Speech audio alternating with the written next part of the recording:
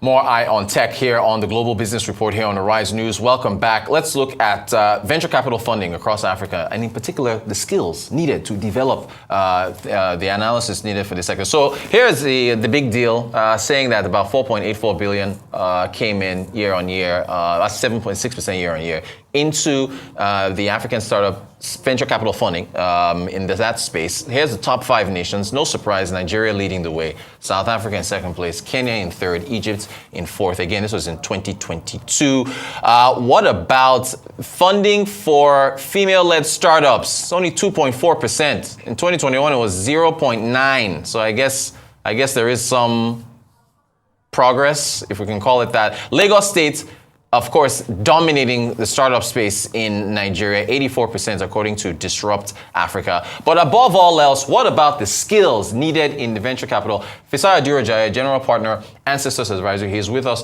to talk about that. Fisayo, you're very welcome. So this is, I guess the whole segment today is about skills, because we're following from our last segment. Yeah. That was blockchain. So you have a fellowship. Yes. And you want to teach skills in the why? Is there a lack of skills?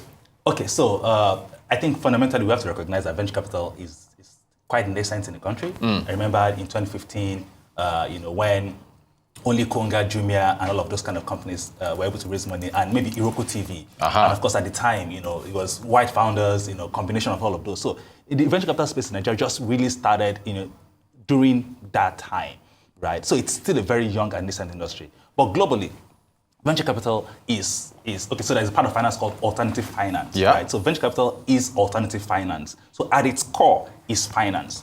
But what we found out is that in Nigeria specifically, the skill set, the finance skill sets required, to run a proper venture capital fund or to do a proper analysis on businesses, right, is quite lacking, because essentially those skills are maybe resident in investment bankers, and more importantly, also in private equity, investors. However, venture capital investment is quite different compared to that. So what I'm trying to do now is to ensure that, yes, people that have, that are interested in the sector learn the skill, on-the-job skill that they require to be successful in this space. Brilliant. Bless your heart. You took it up yourself and you're doing it. Are there jobs, Fisayo? Are there jobs in the venture capital? You're saying it's a nascent industry here in Nigeria. So are there people earning salaries? Can you make a living from this thing? Oh, definitely. Yeah. I mean, I worked at the VC fund. So you are a living testimony.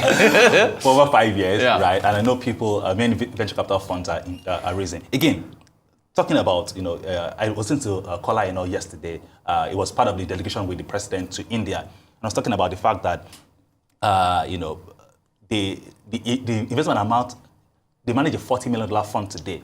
That was much more than the total capital raised by startups in Nigeria in 2017 when the firm started. Yeah.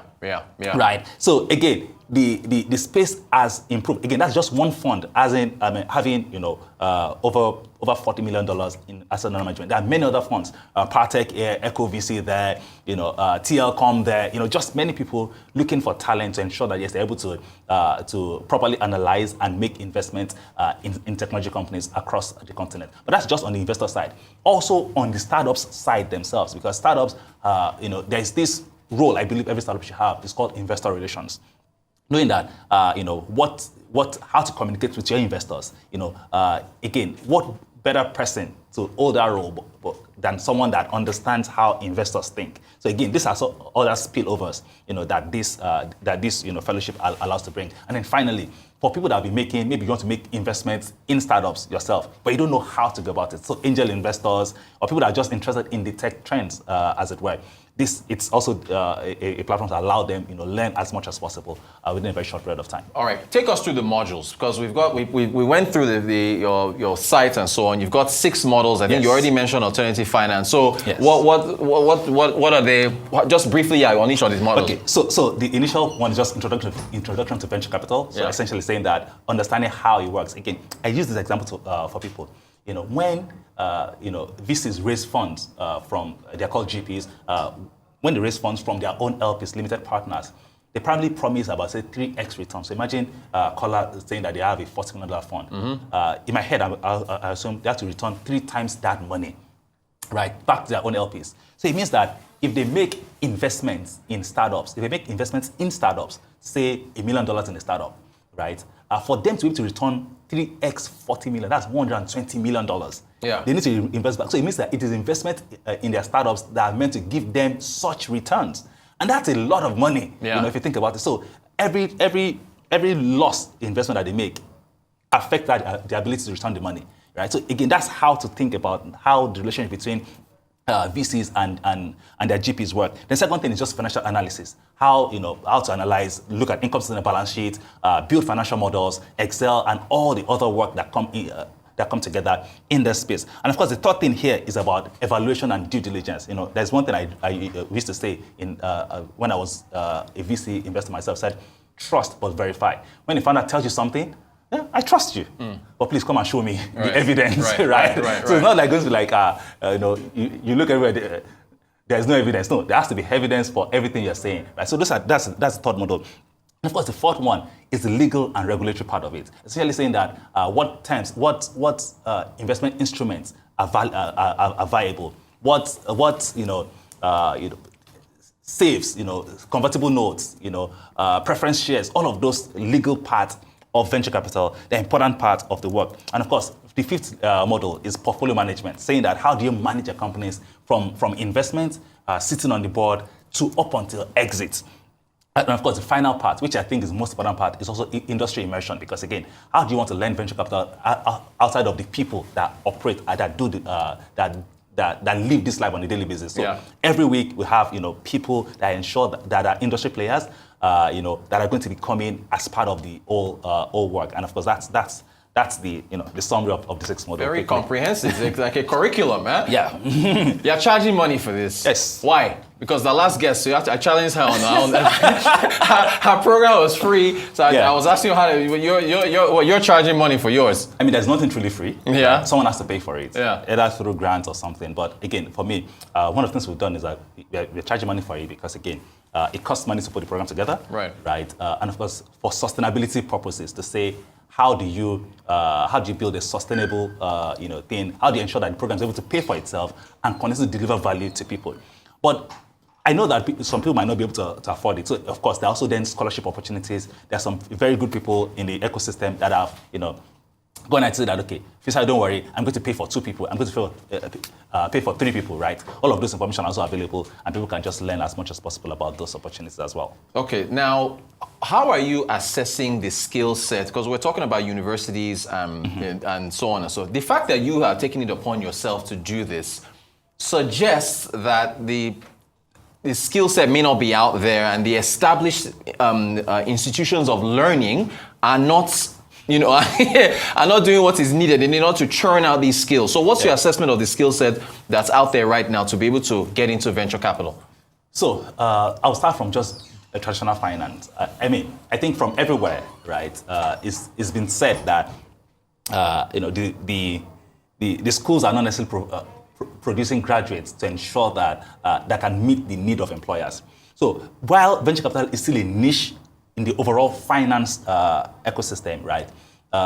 If the universities can just produce graduates that can be useful for investment banks, we can build from there. Venture capital is like a smaller niche of the overall finance space.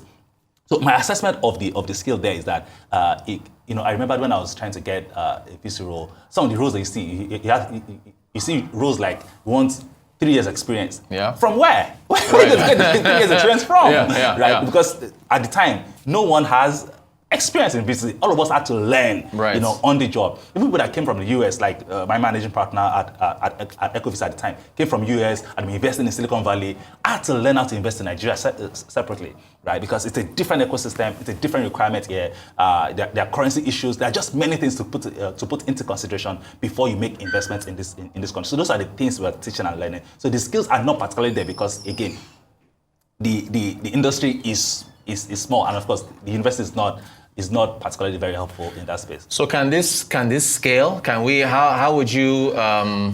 We got your modules up there. But so how do you scale this across the country? So because it's immersive. So here it's one thing about learning by doing. Again, I stole that from MIT. Yeah. It's learning by doing, essentially saying that I'm not going to bring people into classroom and just be lecturing them. It's like, okay, this is what they do in investment bank, in VCs, and this is what you're going to do. Yeah. So you're going to analyze your startup, present to IC, do all of the work that we do as part of our job, our daily job, right, at VC funds. So it is difficult to scale, programs like this. However, one of the things we're doing is then to create video content. Yeah. It's not going to be as immersive as this, because this one you have to physically be there, bring your laptops out, check your system as you're building the models, doing the work itself. But this one we're just going to create, say, lightweight version of it in videos, put on Udemy, Udacity, anywhere, and people can just be able to learn as much as possible. I'm getting, there's a trend here. The last guest, she said she was emphasizing the practical. Yes. And I've watched your video on YouTube. I've seen you also emphasizing practical. Yeah. Do we upend curriculums now? I mean, with the theoretical stuff and the practical? Because it seems that everybody else says, just go in there and make sure you learn the skill, rather than sitting in a class and learning the theory. So what? I mean, I agree. I think both theory and practical go together. So, for instance, for me, I learned finance in practice. I never learned finance in theory. Right. So I never went to school to study finance at all. Yeah. I learned finance on the job. Right. So while I don't see myself as inferior to anyone, because again I learned the work and I know it. Right, on the job. Right. I think putting both together is an important part of learning. So I remember, when I got my job, I mean, some of my earlier bosses were like, we've seen graduates that have never stood up in front of our class to make a presentation. Right? These are minor things that should be part of the overall curriculum, that no one should be able to escape 4 years in school without making a presentation in the classroom. How do you do that? Right. I mean, I'm just saying that's just a minor part of it, let alone saying the practical on the job. And of course, I know that there are good intentions. So like I think it's called CWES or something. Yeah. Where industrial training or industrial attachment, that people are meant to leave the school and go into the industry and learn, especially for me for engineering or something. I don't know how that is being implemented or how it's being followed through as much as possible. But again, I know the intention behind that. So while we can continue to teach the theory, the practical aspect of that cannot be overemphasized. So maybe we need to just figure out a way to include that into the school curriculum so that everyone gets this awesome experience, as it were.